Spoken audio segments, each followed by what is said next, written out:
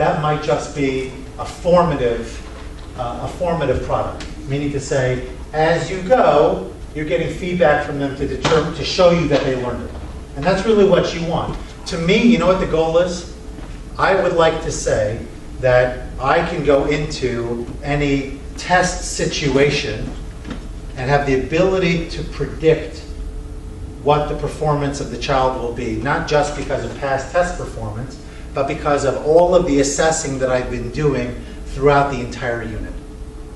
Isn't it a chaval if we were to go ahead and have 2 weeks of instruction and really have no sense of how a child is performing, and then rely on this test? And then what happens?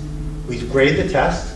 By the time we've graded the test, you're already a week into the next round of content, because who can grade the test on the spot except for Mr. Newman? But outside of that, I don't know anybody who grades the test that quickly.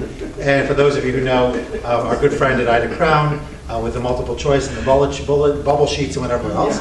And then besides for that, you now are you've already put that content in your rear view mirror. By the way, your students have also.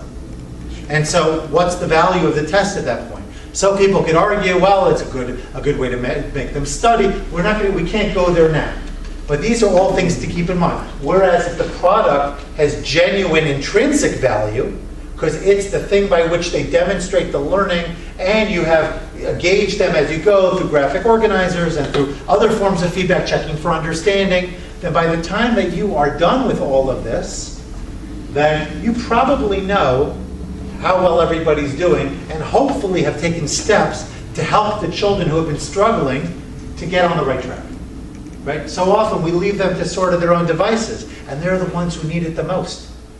They don't have those. It's not just an academic issue typically. It might be an organizational issue. It might be a sense of self-motivation. It might be efficacy. It might be a lot of things.